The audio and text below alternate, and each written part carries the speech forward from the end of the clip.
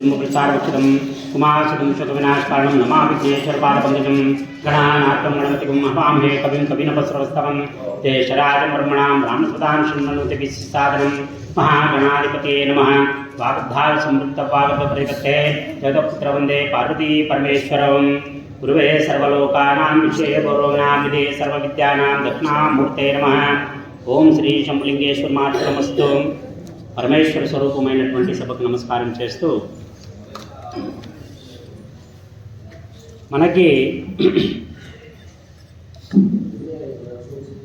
శివభక్తులలో అత్యున్నతమైన వారు ఎవరు అంటే నిన్న మనం అఘోరీల గురించి ప్రస్తావన చేసుకున్నాం. ఎందుకంటే ఉత్తమ భక్తుల్లో అఘోరీలు ఉంటారు. ఈ అఘోరీ వ్యవస్థకు మనకి గురు దత్తాత్రేయుడు గురువుగా ఉన్నాడని చెప్తుంది. అందుకే ప్రతి అఘోరి గురు దత్తాత్రేయుడికి నమస్కారం చేసి వారి యొక్క సాధన మొదలు పెడతారు. ఇక అదే స్థాయి కాకపోయినా దేవుడిలో డైరెక్ట్గా లీనమైన అతి ముఖ్యమైన భక్తుల్లో మనకి ద్రవిడ దేశంలో ఉన్న 63 మంది నాయనార్లు చాలా ముఖ్యమైన వాడు. వైష్ణవ భక్తుల్లో ఉత్తమమైన వారిని అళ్వార్లని, శైవ భక్తుల్లో ఉత్తమమైన వారిని నాయనార్లని వ్యవహరిస్తారు. ఈ ద్రవిడ దేశంలో పూర్వం 63 మంది నాయనార్లు అంటే ఒక వృత్తికి కానీ ఒక కులానికి కానీ ఒక ఏదైనా ఒక కామన్ ఎలిమెంట్ లేకుండా ఎవరైనా దేవుణ్ణి చేరొచ్చు సాధన ద్వారా అని చెప్పడానికి వివిధ కులాల వారు, వివిధ వృత్తుల వారు, వివిధ మనస్సు గలవారు కూడా అందరినీ శివుణ్ణి చేరిన చరిత్ర ఈ 63 మంది నాయనార్ల కథలు చెప్తాయి. అందులో మనకి చిదంబరం అనే క్షేత్రం ఎక్కడైతే నటరాజస్వామి ఉన్నారో ఆ క్షేత్రం చిదంబరం. అటువంటి చిదంబర క్షేత్రంలో ఒక భక్తుడు ఉండేవాడు. ఆయన పేరు తిరునీలకంఠ. ఈ తిరునీలకంఠ మంచి శివభక్తుడు.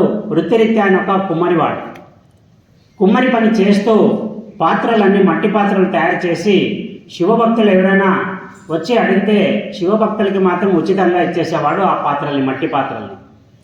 అది అన్నదానానికి ఎవరైనా వచ్చినప్పుడు ఆ పాత్రలు వాళ్ళకి ఉపయోగమయ్యేవి. అటువంటి అన్న పాత్రలు ఎంతమంది శివభక్తులు వస్తే అంతమందికి తయారు చేసి ఉచితంగా ఇచ్చేవాడు. అది ఆయన శివభక్తి. నిరంతరం ఆయన కులదైవం అన్న తిల్లెకూతన్ అనే ఒక దైవాన్ని ఎప్పుడూ మనసులో స్మరిస్తూ ఉండేవాడు. ఏది జరిగినా ఇప్పుడు మనం ఏమైనా వస్తే శంభులింగేశ్వర అనే అనుకొని స్టార్ట్ చేస్తాం. మనకి కులదైవం అయినా కాబట్టి ఆయనకి తిల్లెకూతన్ అనే ఒక కులదైవాన్ని ఎప్పుడు తలుచుకొని తన వ్యవహారాన్ని మొదలుపెట్టేవాడు. అలాగా ప్రతిసారి ప్రతి నిమిషం భగవంతుడిని స్మరిస్తూ తన వృత్తిలో రాణిస్తూ శివ భక్తులకు ఉచితంగా ఇస్తూ తన వంతు సేవను సమాజానికి చేస్తూ ఉండేవాడు ఈయన భక్తుడు. ఈయనకే తగ్గట్టు ఈయన గుణానికి సరితూగే భార్య ఉంది. ఈమె కూడా చాలా గుణవంతురాలు. భర్తకి ఏ లోటు లేకుండా ఆయన జోపానం చేసుకుంటూ వస్తుంది. వీళ్ళని అక్కడి వాళ్ళు చాలామంది ఆది దంపతులని పిలిచేవాళ్ళు. ఎందుకంటే ఒకరికొకరికి అంతటి అండర్స్టాండింగ్ ఉండేది.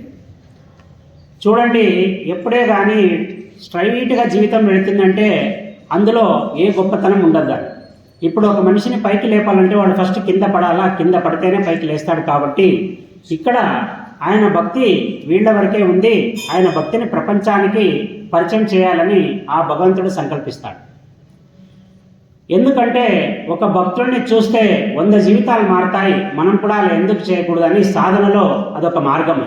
అందుకే భగవంతుడు ఏం చేస్తాడంటే తానే దగ్గరుండి అటువంటి భక్తుల్ని ఎలివేట్ చేసి ఒక టాప్ మీద కూర్చోబెడతాడు. ఆయన్ని చూసి ఇంకా 100 మంది సన్మార్గంలో ప్రయాణించాలని చెప్పేసి ఇటువంటి ఒక సంకల్పం శివుడి వద్ద జరుగుతుంది. వాళ్ళిద్దరూ భార్యాభర్తలు అన్యోన్యంగా జీవితం చేస్తుంటారు. ఒక్కసారి ఏమవుతుందంటే ఆయన దేవాలయానికి వెళ్ళి తిరిగి వచ్చేటప్పుడు చిమ్మ చీకటి, బాగా రాత్రి ఉరుములు మెరుపులు పడుతున్నప్పుడు ఒక బోరున వర్షం, కుండపోత వర్షం స్టార్ట్ అయిపోతుంది. ఆయన ఆ వర్షానికి ఎక్కడ నిలబడాలో చాటు లేక ఒక ఇంటి వద్ద పోయి నిలబడతాడు. ఆ ఇల్లు ఒక వేశ్యది. ఆమె ఈయన్ని రోజు చూస్తుంది. పెద్ద మనిషి పాపం ఇంతమంది శివభక్తులకి ఏం చేస్తాడని చెప్పేసి ఆమె ఆయన్ని లోపలికి ఆహ్వానం చేస్తుంది. వర్షంలో ఎక్కడ నిలబడతారు, లోపలికి రండి. ఆయన లోపలికి పోయి కూర్చుంటాడు. ఆమె తనకు తోచిన మర్యాదలు చేస్తుంది ఆయనకి. అంత పెద్ద మనిషి, మామూలు ఇట్లాంటి వాళ్ళు మా ఇంటికి రారు అని చెప్పి అక్కడ వర్షం అంతా వెలిసిన తర్వాత ఆయన మళ్ళీ తిరిగి ఇంటికి వచ్చేస్తాడు. ఆమె ఈయన పోయినప్పుడు తనకు చేసిన మర్యాదల్లో పన్నీరుని చల్లడం, కాళ్ళకి పూజ చేయడం, పాద పూజ చేయడం లాంటివి చేసి ఉంటుంది. అది చూసి భార్య ఏమనుకుంటుందంటే అక్కడుండే ఆ అత్తరు వాసన పసిగట్టి ఇది మనం వాడేది కాదు, ఏదో ఆడదాని పొందు తీసుకొని వస్తున్నాడు నా భర్త అని ఆమె అనుకుంటుంది. ఆయనకి ఇది మైండ్లో రాదు, వర్షం వచ్చింది ఒక దగ్గర నిలబడినాను వచ్చేసినానని ఆయన అనుకుంటాడు. భార్య మాత్రం ఏదో పరస్త్రీ దగ్గరికి పోయి వచ్చినాడని ఒక అపోహతో ఆమె ఏం చేస్తుంది, భర్త దగ్గర దూరంగా ఉంటుంది. ఆయనకు అర్థం కాదు. సరేలే, ఒక్కొక్కరి మైండ్ ఒక్కొక్కసారి మనసు బాగుండదని మాట్లాడు. ఒక 2 రోజులు అయిన తర్వాత 3వ రోజు ఆమెకి ఏదో చెప్పబోతూ ఆమెని చేయి పట్టుకొని చెప్పబోతే ఆమె అంటుంది, నువ్వు మమ్మల్ని తాకరాదు అని చెప్తుంది. ఒకవేళ అలా కనుక తాగితే నీ ఇష్టదైవన తిల్లె కూత దైవం మీద ఆన అని చెప్తున్నాను. నువ్వు మమ్మల్ని పట్టుకోరాదు. ఎందుకంటే ఆమెకు కోపం ఎలా ఉందంటే, నేను ఉండగా పరస్త్రీ వ్యామోహంలో పడినాడు నా మొగుడు, అటువంటి భర్తతో నేను ఉండకూడదు. కానీ గృహస్థాశ్రమంలో భార్య భర్తకు సేవ చేయాలి కాబట్టి ఖచ్చితంగా ఆ భర్తకి సేవ చేయాల్సిందే. మంచివాడో చెడ్డోడో చేయాలా, ఇప్పుడు చేయాలా, కానీ సంసార సుఖం ఉండరా. ఎందుకంటే ఆయన ఇంకొకరి పొందు కోరినారు, నేను పోను. ఆయనకి అతి భయంకరమైన సెంటిమెంట్ ఉంటే ఇష్టదైవాన్ని ఆనగా పెట్టి ఆమె మమ్మల్ని ముట్టుకోరాదు, నన్ను ముట్టుకోరాదు అని అంటే ఎక్కడో రకంగా ఉండేదేమో, మమ్మల్ని ముట్టుకోరాదు అనే లోపల ఆ బహువచనం ఆయన జీవితాన్ని మార్చేస్తుంది. ఆయన ఆనాడు ఒక సంకల్పం చేస్తాడు, ఎప్పుడైతే మమ్మల్ని అన్నావో అంటే ఈ ప్రపంచంలో ఏ స్త్రీని నేను ఈరోజు నుంచి తాకను అని ఒక సంకల్పం చేసేస్తాడు ఆయన. ఇక నేను ఎవరిని తాకను, ఆడవాళ్ళ దగ్గరికి కూడా పోను నేను అని చెప్పేసి గుట్టుగా వీళ్ళు సంసారం చేసుకుంటానే ఉంటారు. కానీ ఇంత జరిగినా కూడా ఈ విషయం బయట వాళ్ళకి ఎవరికి తెలియదు. అలాగా రోజులు, నెలలు, సంవత్సరాలు గడిచిపోతాయి. ఇలా గడిచిపోయిన తర్వాత ఒక సందర్భం ఏమొస్తుందంటే, శివుడు ఇప్పుడు వీళ్ళ బాధని చేసినాడు, ఇప్పుడు ప్రపంచానికి పరిచయం చేయాలి. అటువంటి ప్లాట్ఫామ్ని రెడీ చేసుకొని భగవంతుడు ఒక శివయోగి రూపంలో వీళ్ళ ఇంటి దగ్గరికి వస్తాడు. ఒక ముసలి బైరాగి రూపంలో వచ్చి తన దగ్గర ఉండే ఒక పాత్రని, భిక్షా పాత్రని తీసి, ఇది చాలా గొప్పదైనటువంటి భిక్షా పాత్ర, ఇది నా గురుదేవులు నాకు ప్రేమపూర్వకంగా ఇచ్చినది, దీన్ని నేను ప్రాణప్రదంగా భావిస్తాను, నేను ప్రయాణంలో ఉన్నాను, ఇది చాలా బరువుగా ఉంది, ఈ బరువుని నేను మోయలేనంత దూరం ఇక్కడ మీ దగ్గర పెట్టుకోండి మీ ఇంట్లో, ఇక్కడ అందరిని అడిగితే మంచి శివభక్తుడు నీ పేరని చెప్పినారు, అందుకే నీ ఇంటి దగ్గరికి వచ్చినాను, ఈ భిక్షా పాత్ర నీ దగ్గర పెట్టుకున్న తర్వాత నేను తిరుగు ప్రయాణంలో ఉన్నప్పుడు మళ్ళీ ఆ పాత్రను తీసుకొని వెళ్ళిపోతాను. ఆయన అంటాడు, అయ్యో అదే మహాభాగ్యం, ఇలాంటి బైరాగులు వచ్చేదే చాలా అపురూపం అని చెప్పేసి ఆయనకి తనకు తోచినంత ఏదైతే సపర్యలు చేయాలని చేసేసి ఆ భిక్షాపాత్రను తీసుకొని తలగద్దుకొని తీసుకొని పోయి దేవుని ముందు పెట్టేస్తాడు వాళ్ళ ఇంట్లో. పెట్టి, అయ్యా మీరు నిశ్చింతంగా పోయిరండి, మీరు ఎప్పుడు వచ్చినా ఈ పాత్ర ఇక్కడే ఉంటుంది. ఆయన ప్రయాణానికి వెళ్ళిపోతాడు. కొద్ది రోజులు గడుస్తుంది, మళ్ళీ ఆ బైరాగి రిటర్న్ వస్తాడు. వచ్చి, అయ్యా తిరునీలకంట, నాకు నా భిక్షాపాత్ర ఇచ్చేసేయండి, నేను వెళ్ళిపోతున్నాను స్వస్థలానికి. ఆయన పోయి రోజు పూజ చేస్తుంటాడు. ఆయన కూడా అది శివయోగిది అని చెప్పేసి ఆ రోజు విచిత్రంగా పోయి చూస్తే ఆ దేవుని కట్ట మీద ఆ భిక్షాపాత్ర ఉండదు. ఆయన భార్యతో మాట్లాడలేదు సరిగా. సరే ఆయన ఏం చేస్తాడు, అడిగేది ఎందుకని ఆయన అంతా ఇల్లంతా ఎతికే చూసి భార్య కూడా వెతకడం మొదలు పెడుతుంది. ఇద్దరు బాగా వెతుకుతారు, ఫైనల్గా దొరకదు. ఆయన ఇంకా ఇది తప్పైతే జరిగిపోయింది, నేనే పోగొట్టాను కాబట్టి నేనే ఆయన కాళ్ళ మీద పడి క్షమాపణ కోరుతానని చెప్పేసి బయటకు వచ్చేసి ఆ యోగి యొక్క పాదాల మీద పడి ఏడవడం మొదలు పెడతారు. అయ్యా మీరు గొప్పవారు, మీరు ముందే నాకు చెప్పినారు నాకే జాగ్రత్తగా ఉండమని, మీ గురువుగారు ఇచ్చిన భిక్షాపాత్ర కనపడడం లేదు, దేవుని దగ్గరే పెట్టినాను, నేను రోజు పూజ కూడా చేస్తున్నాను, ఎందుకు ఈ రోజు పొద్దున కూడా నేను చేసినాను, ఇప్పుడు కనపడడం లేదు. అప్పుడు, ఆహా నువ్వు ఇట్లా నాటకం చేస్తున్నావా, నేను గొప్పదని చెప్పినందుకు నీకు దాని మీద ఆశ పుట్టింది, అది ఉంటే నీకు సిరి సంపదలు కలుగుతాయని ఎవరో చెప్పినట్టున్నారు, అందుకే నువ్వు ఆ భిక్షాపాత్రని ఇంట్లో అట్టి పెట్టుకొని నాకు లేదని చెప్తున్నావా అని ఆయన గోల చేయడం మొదలు పెడతాడు. ఈయన ఎన్నో రకాలుగా చెప్పి చూస్తే కూడా ఆయన మొత్తం గ్రామస్తులంతా పిలిచి, ఏమయ్యా మీరు ఇంత భక్తుడు అంటారు, ఇంత శివభక్తుడు అంటారు, ఇటువంటి దొంగనా మీకు చెప్పిండేది అని పాపం ఆయన్ని దుర్భాషలాడడం మొదలు పెడతారు. ఆయన అంటాడు, లేదు నేను అటువంటి తప్పు చేయలేదు, మీరు కావాలంటే ఎక్కడ ప్రమాణం చేయమంటే అక్కడ ప్రమాణం చేస్తాను. అప్పుడు ఆ బైరాగి అంటాడు, సరే సరే వాళ్ళ మీద వీళ్ళ మీద ఎందుకు, నీ భార్య ఉంది కదా, నీ భార్య చేతిలో చేసి చెప్పు.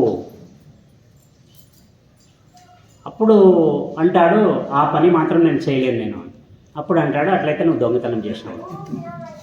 ఇప్పుడు చేయలేనప్పుడు చేయి పట్టుకోవడానికి ఏం బాధ నీకు అంటే, లేదు దాని కథ వేరే ఉంది, అది మీకు చెప్పిన అర్థం కాదు, వదిలేసేయండి. అలా ఇలా అవుతుంది. ఇక్కడైతే నా మాట ఇల్లు 4 ఇండ్లు ఉన్నాయి, ఊరు మధ్యలో పెడదాం పంచాయతీ, గుడి దగ్గర, గుడి కోనేరు దగ్గర అయితే భక్తులు కూడా కలుస్తారు అని చెప్పేసి ఈ పంచాయతీని అక్కడ షిఫ్ట్ చేస్తారు. అక్కడ చాలామంది భక్తులు అక్కడ గుడిలో దర్శనానికి వచ్చిన వాళ్ళందరూ ఈ గలాటా చూసి దాన్ని ఆ ఇన్ఫర్మేషన్ని నలుగురు దావానంలో అంటుకుని అందరూ వచ్చి గుమిగూడతారు. ఈ బైరాగి గట్టిగా అరవడం మొదలు పెడతాడు, ఈడు దొంగోడు, ఇన్ని దొంగోడిని శివభక్తుల్ని చేసినారు మీరు, ఏం దౌర్భాగ్యమైన మీ ఊర్లో ఒక భిక్షాపాత్రని కాపాడలేడు, వీడు ఉంచుకొని నా దగ్గర అబద్ధం చెప్తున్నాడని మళ్ళీ ఆయన మాట్లాడడం మొదలు పెడతారు. అక్కడ వాళ్ళు కూడా చెప్పే ప్రయత్నం చేస్తారు, లేదండి వాళ్ళు చాలా మంచి భార్యాభర్తలు, ఇద్దరు ఆది దంపతులు ఉన్నట్లు మా ఊరికే, అవన్నీ మీ వరకు పెట్టుకోండి, వాడు దొంగ, మీకు అర్థం కావడం లేదు. ఏమి భార్య చేయి మీద చేసి ప్రవణం చేయమంటే చేయలేకపోతున్నాడంటే దీనికి అర్థం ఏమొస్తుంది? దీనికి నేనేం పరస్త్రీని ముట్టుకోమని చెప్తున్నానా? భార్యనే కదా ముట్టుకొని చేయమని. శివుడు ఎట్లన్నా కలపాలనేది అతని తప్పు. సరే ఏం చేస్తాడు, ఇక ఊరు గ్రామ పెద్దలు వస్తారు, అయ్యా ఇది ఇప్పటి వరకు నీ సమస్య అనేది, ఇప్పుడు కనుక ఏదన్నా అటు ఇటు అయితే గ్రామానికే చెడ్డ పేరు వస్తుంది, అందుకే మీరు ఇటువంటి పని చేయకండి, భార్య చేయ కదా వాళ్ళు పట్టుకొని అడుగుతున్నారు, భార్య చేయిలో చేసి ఆ కోనేరులో 3 మునకలు మునిగి నిజం చెప్పేసేయండి పోయి సన్నిధానంలో అని. ఆయన అంటాడు, నా ప్రాణాలన్నా వదిలేస్తా, ఆ పని చేయండి నేను. అప్పుడు అట్లయితే దొంగ నువ్వే అని డిసైడ్ చేస్తారు, ఊరోళ్ళు డిసైడ్ చేస్తారు, నువ్వే ఏదో చేసినావు, లేకపోతే ఇంత భయం ఎందుకు చెప్తాను. చివరికి ఆ ఊర్లో పెద్దోళ్ళు చాలామంది కలిసి, లేదయ్యా ఆయన మంచి ఆయనే, మీరు అలా అపోహపడుతున్నారు, దీనికి ఒక మార్గం వెతుకుదాం. ఆయన ఏదో బాధలో ఉన్నాడు, ఆయన బాధ విని ఒకవేళ అది న్యాయమా కాదో తెలిసిన తర్వాత నిర్ణయం తీసుకున్నామని అప్పుడు తిరునీలకంఠాన్ని బాగా కూర్చోబెట్టి, అసలు ఏదో జరిగింది నువ్వు చెప్పట్లేదు, అసలు నిజం చెప్పు. ఆయన అంటారు, భిక్షాపాత్ర గురించి నా దగ్గర ఏ నిజం లేదు, కానీ నాకు నా భార్యకు సంబంధించి ఒక రహస్యం ఇప్పటి వరకు ఊర్లో ఎవరికీ తెలియదు. మాకు ఇలాగా కొన్ని సంవత్సరాల క్రితం మా ఇద్దరిలో మాట పెరిగి ఆమె ఒక ఒట్టేయించుకుంది, మమ్మల్ని తాకరాదని. అప్పటి నుంచి నేను ఆమెను తాకలేదు, ఆమెనే కాదు ఏ స్త్రీ వంక చూడలేదు, ఏ స్త్రీ చేతిని తాకలేదు నేను. అందరూ ఒక్కసారి స్థానంలైపోతారు, వారే ఒక మాటకి ఒక మనిషి ఇంత కట్టుబడి ఉంటాడా అని చూసిన తర్వాత, ఇప్పుడు చెప్పండి మీకు న్యాయం అనిపిస్తుందా? నేను నా భార్యను తాకరానని నేనేం ఎవరు నా ఇష్టదైవాన్ని ప్రమాణంగా పెట్టి అనేసుకున్నాను, ఇక నా ప్రాణం పోయినా సరే నేను ఆమెను తాకను, ఇంకా వేరే రకంగా ప్రమాణం ఉంటే చెప్పండి చేస్తాను. శివుడు వచ్చిండేది ఎందుకు? కలిపేకి కదా. ఇప్పుడు ఆయనకి ఒక ప్రాబ్లం వచ్చి నేను నిజం చెప్పేసి ఇప్పుడు మళ్ళీ కోర్టు నా కోర్టులో పడింది బాలు, దీన్ని ఎలా కొట్టాలని ఆలోచన చేస్తాడు. అప్పుడు అంటాడు, ఒక పని చేయి, నువ్వు చాలా గొప్ప బ్యాక్గ్రౌండ్ ఉంది నీది, మాణిక్ భాష టైపు, ఇక చెక్కని తీసుకోండి, కర్రని తీసుకోండి, మీకు మేము డిస్కౌంట్ ఇస్తాం, ఎందుకంటే నువ్వు ఇంత బ్యాక్గ్రౌండ్ చెప్పిన తర్వాత మేము కూడా రెస్పెక్ట్ ఇస్తాం దానికి. ఆ కోనేరులో మునిగేటప్పుడు ఒక కొస భర్త ఒక కొస భార్య పట్టుకొని 3 సార్లు నీళ్లలో మునగండి, మునిగి లేచి ప్రమాణపూర్వకంగా చెప్పండి. అప్పుడు అదైతే బ్రహ్మాండంగా చేస్తామని చెప్పేసి తిరునీలకంఠ పాపం ఎంతో సంతోషంగా, ఈరోజు నేను నిర్దోషి అనేది తేలిపోతుంది ప్రపంచానికి అని చెప్పేసి ఒక కట్టె సాయంతో భార్యాభర్త ఇద్దరు పోయి కోనేరులో 3 సార్లు మునకలు వేసి పైకి లేచి శిఖరాన్ని చూసి 2 చేతులు ఎత్తి నమస్కారం చేసే లోపల వాళ్లకు ఏ ప్రాయంలో కొట్లాట అయ్యి దాదాపు 30 సంవత్సరాలని ఒక గ్రంథంలోనూ 36 సంవత్సరాలని ఒక గ్రంథంలోనూ ఉంది. ఇన్ని సంవత్సరాలు వాళ్ళు ఒకే ఇంట్లో ఉన్నా కూడా ఒకరినొకరు తాకిండారు. భగవంతుడు ఇప్పుడు వాళ్ళకి ఎటువంటి డిస్కౌంట్ ఇస్తాడో చూడండి. వాళ్ళు ఎన్ని సంవత్సరాల కింద కొట్లాడి ఊరికైపోయినారో వాళ్ళని తీసుకెళ్ళి ఆ వయసు దగ్గర నిలబెట్టేస్తాడు. అంటే అప్పటికే ముసలి వాళ్ళు అయ్యి కొంచెం నడుములు వంగే పరిస్థితిలో నుంచి వాళ్ళని మళ్ళీ ఒక 36 సంవత్సరాల వెనక్కి తీసుకెళ్ళి 36 సంవత్సరాల కింద వాళ్ళు ఎలా ఉండేవాళ్ళో యవ్వనవంతులుగా అలాగ తయారు చేసి అప్పుడు పరమేశ్వరుడు ప్రత్యక్షమై వాళ్ళకు ఒక వరం ఇస్తాడు. మీరు ఇక్కడ ఒక్కటే కాదు, యవ్వనంతో మీరు ఇక్కడే జీవితాన్ని అనుభవించి శివగణాల్లోకి వచ్చి నా దగ్గర చేరిన తర్వాత కూడా మీరు నిత్య యవ్వనులై నా వద్దే ఉంటారనే ఒక పరమవరాన్ని ఈ భక్తులకి ఇచ్చేసి వాళ్ళని సుఖం పెట్టి వాళ్ళ ఆయుష్ తర్వాత శివగణాల్లో వాళ్ళకి శాశ్వత యవ్వనాన్ని ఇచ్చిన ఉత్కంఠం ఈ కథలో మనం చూస్తాం. ఇది మనకి హీరో నీలకంఠ నాయనార్ అనే ఒక మహానుభావుడి కథ. అంటే క్యారెక్టర్ అనేది భగవంతుడిని చేరడానికి ఎంత గొప్పగా పనిచేస్తుందని చెప్పడానికి శీలం అనేది చాలా ముఖ్యమైన విషయం. శీలం, గుణం ఇవి రెండు నీ నియంత్రణలో ఉంటే భగవంతుడు నిన్ను వెతుక్కుంటూ వస్తాడని చెప్పడానికి ఇది వాళ్ళిద్దరి తగును తీర్చడానికి సాక్షాత్ పరమేశ్వరుడే ఒక నాటకాన్ని రచించి తానే బైరాగి రూపం వేసి వచ్చి వాళ్ళని కలిపిన ఉదంతం. మనం అంతటి భక్తి కలిగి ఉండాలని ఈ కథ మనకి నీతి చెప్తుంది. ఇక జంగమోళ్లలో గొప్ప గొప్ప తాత్వికులు ఉన్నారు. జంగమ అనే మాట ఎందుకు వస్తుందంటే సృష్టిలో రెండు రకాల జీవులు ఉంటాయి. సృష్టి తయారైనప్పుడు స్థావరములు జంగమములు అని రెండు విషయాలు పుడతాయి. స్థావరములు ఎలా ఉంటాయంటే అవి ఒకే దగ్గర ఉండిపోతాయి, ముందుకు కదలలేవు. జంగమములు అలా కాదు, కదులుతూ ఉంటాయి. మరి ఈ స్థావర జంగమంలో రెండు విషయాలు అయినప్పుడు జంగమవానికి జంగముడు అని ఎందుకు పేరు వచ్చింది అనే సమస్య వస్తుంది. ఇందులో కూడా రెండు అర్థాలు ఉన్నాయి. ఒకసారి పార్వతీ పరమేశ్వరుల కళ్యాణం కావడానికి పురోహితుడు దొరకడు. వాళ్ళకేం తక్కువ, పూజారులు ఫోన్ చేస్తే 100 మంది వస్తారు కదా, కానీ ఆయనకు పెళ్లి చేసే స్థాయి ఉంటే పురోహితుడు వాళ్ళకి దొరకడు. అప్పుడు ఆయన ఏం చేస్తాడు, ఆయనకి ఇష్టసకుడైనటువంటి విష్ణువుని అడుగుతాడు, అయ్యా నువ్వు ఏదైనా ఆర్గనైజ్ చేసేస్తావు కదా, కొంచెం నా పెళ్ళిని కూడా ఆర్గనైజ్ చేసేసేయి. అప్పుడు అంటాడు, నేను క్షాత్రధర్మాన్ని ఎక్కువగా పాటిస్తాను, నేను యుద్ధాలు అవి ఇవి చేస్తుంటాను, నేను క్షత్రియుడిగా ఎక్కువ ఉన్నాను కాబట్టి నేను ఈ కార్యాన్ని నేను చేయలేను, దాన్ని విప్రుడు మాత్రమే చేయాలా, బ్రాహ్మణుడు. సరే బ్రాహ్మణుడు చేయాలంటే మరి ఎవరి దగ్గర పోమంటావంటే ఎక్కడ డౌట్ లేకుండా చక్కగా పోయి బ్రహ్మ దగ్గర ఉండి ఆయన్ని మించిన బ్రాహ్మణుడు ఎవరున్నారు. సరే అప్పుడు బ్రహ్మకి ఫోన్ చేస్తాడు, ఏమయ్యా నా పెళ్ళి నువ్వు చేస్తావా? ఆయన అంటాడు, నేను బ్రాహ్మణున్నే, నేను పెళ్ళి చేస్తాను, కాకపోతే నీ పెళ్ళి చేయను అంటాడు. ఎందుకు అని అడుగుతాడు. నీవు తామసిక గుణాన్ని కలిగిన భగవంతుడివి, నీకు రాక్షస గణాలు కూడా ఉన్నాయి, నేను సాకారాత్మకమైన పూజను మాత్రమే చేస్తాను, భూత ప్రేతాలు గనక ఎంటర్ అయిపోతే నేను ఆ పూజ చేయలేను నేను. ఎందుకంటే శివుడికి ఇద్దరు కావాలా, రాక్షసులు కావాలా, దేవతలు కావాలా, మిగతా వారికి దేవతలు మాత్రమే కావాలి.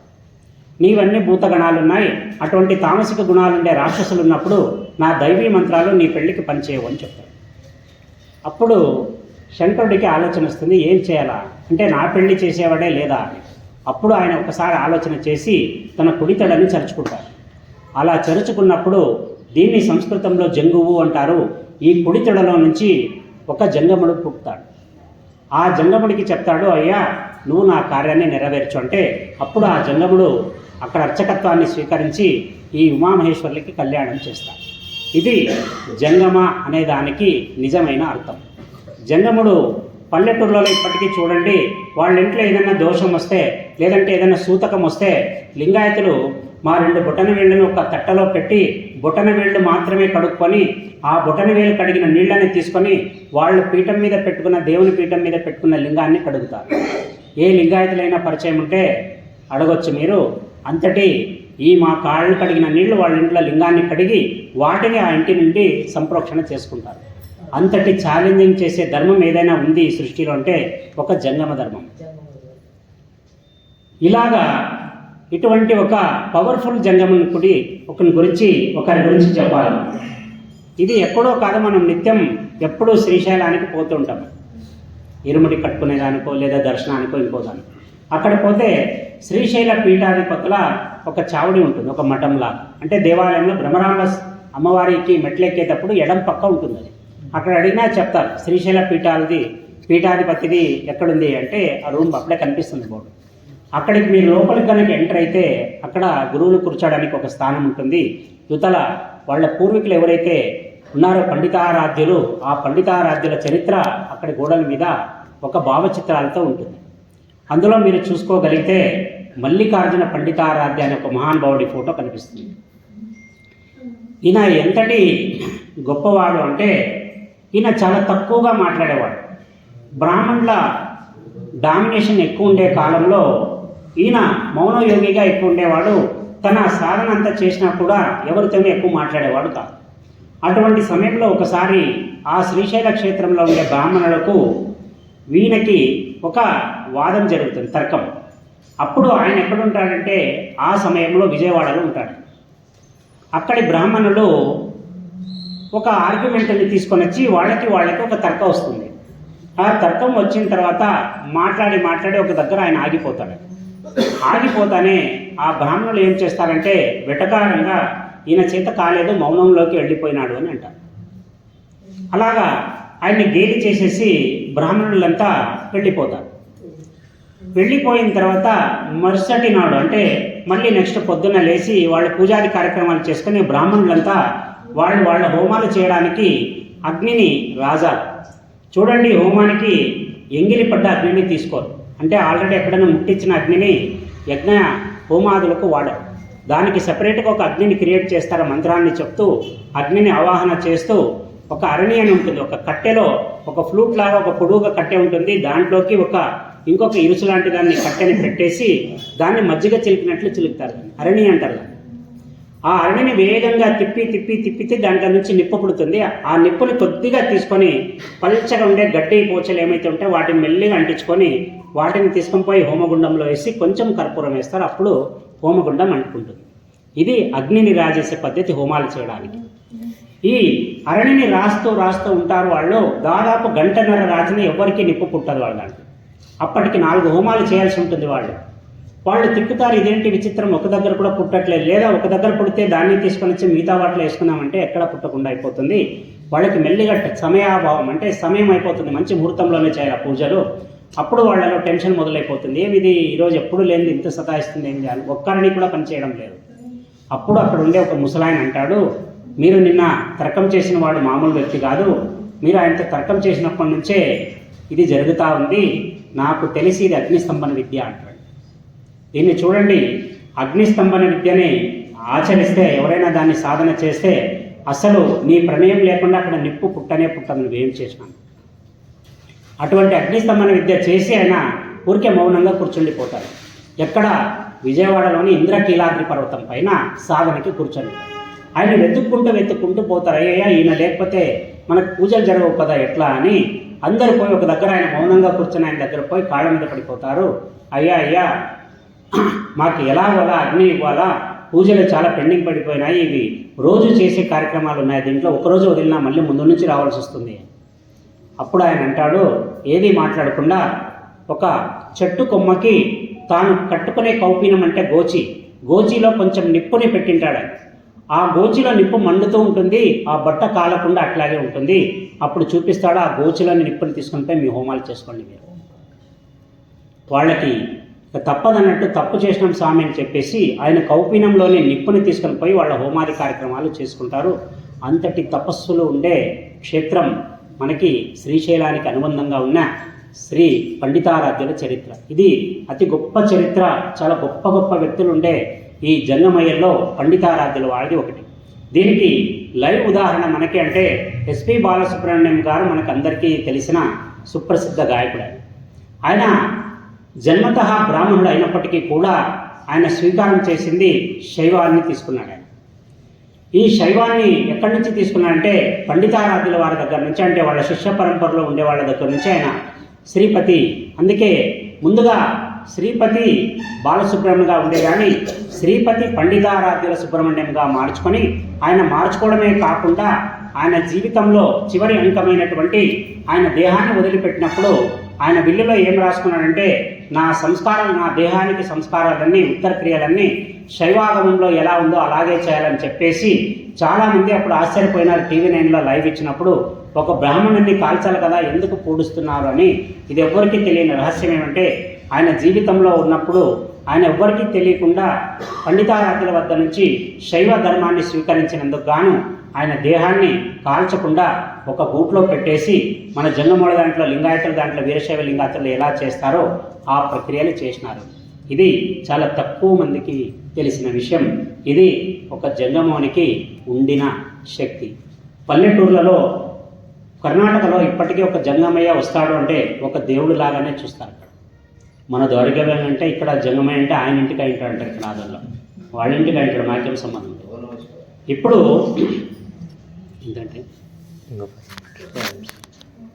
ఇక నిన్న ఒక క్వశ్చన్ వచ్చింది. అంటే ఇది చాలామందికి జీవితంలో ఉంటుంది. ఇది కొందరికి తెలుసు, కొందరికి తెలియదు. ఒకసారి చెప్పేస్తే అందరికీ క్లియర్ అయిపోతుందని ఈ ప్రస్తావన తీసుకుంటున్నా. పూజ చేసినప్పుడు బాగా భారీగా పూజ గీజ అంతా జరుగుతుంది. మామూలు ఎప్పుడైనా పూజలో లాస్ట్గానే టెంకాయ కొడతారు. టెంకాయ కొట్టే సంప్రదాయాన్ని ఆదిశంకరాచార్యుల వారు మనకి అలవాటు చేశారు. ఎందుకు చేశారు అంటే, ఒక మనిషి అప్పుడు వామాచార బలులు ఎక్కువ జరుగుతుండేవి. 52 అవైదిక ఆచారాలు, అంటే మాంసం లేకపోతే, బలి లేకపోతే పూజ చేయలేని ఒక స్థితిలోకి నాగరికత వెళ్ళినప్పుడు ఆదిశంకరాచార్యుల వారు ఏం చేస్తారంటే, ఈ బలులు ఇలాగే వెళ్ళిపోతే జంతువులకి ఇది ఉండదు, ఇటువంటి రక్తాన్ని కోరేది దేవతే కాదు అని ఆదిశంకరాచార్యుల వాళ్ళు ఏం చేస్తారంటే, ఆ బలిని కొనసాగిస్తూ దాన్ని సాత్వికంగా బలి ఉండాలా అని చెప్పేసి వాళ్ళు ఈ టెంకాయకి ఏదైతే 3 కళ్ళు ఉంటాయో, మనకి రుద్రాంశగా చెప్పుకుంటాం 3 కళ్ళు ఉండేదాన్ని, మనకు కూడా 2 కళ్ళు, ఒక త్రినేత్రం అనేది ప్రతి ఒక్క జీవికి ఉండేది. అలాగా 3వ నేత్రం ఉంటేనే వాడిని మనిషి అని అంటారు. అటువంటి బలులు జరగాల అంటే, ఒక జీవి యొక్క బలి జరగాలంటే ఒక టెంకాయకి కూడా ఒక ప్రాణం ఉంటుంది. ఆ టెంకాయని కొట్టడం ద్వారా అక్కడ బలి సంతృప్తి చెందుతుంది. కాబట్టి టెంకాయ కొట్టే సంప్రదాయాన్ని ఆదిశంకరాచార్యులు వారు మనకి ప్రపంచానికి అలవాటు చేసినారు. అప్పటి వరకు టెంకాయలు కొట్టే పద్ధతి లేదు. మరి ఈ టెంకాయలు కొట్టినప్పుడు మనం ఎంతో పూజ చేసి కొట్టినప్పుడు అది పండు కావడమో లేదా ఒక రకమైనటువంటి వాసన రావడమో, చెడిపోవడమో లాంటివి మనం చూస్తూ ఉంటాం. ఇది చూస్తేనే మనకి ఫస్ట్ వచ్చే ఫీలింగ్ ఏమంటే, అరే ఏదో అపశృతి జరుగుతుంది అని అనుకుంటాం. ఇది ముమ్మాటికి రివర్స్ జరుగుతుంది. ఇక్కడ ఏ కాయ అయితే నువ్వు కొట్టినప్పుడు అందులో నుంచి పులిసిపోయినా లేదా చెడిపోయినా కూడా నువ్వు ఏదో ఒక కార్యాన్ని అనుకుంటున్నావు మనసులో, అది త్వరలో నెరవేరుతుంది అనేది దాని అర్థం. దాన్ని కార్యసిద్ధి అంటారు సంస్కృతంలో.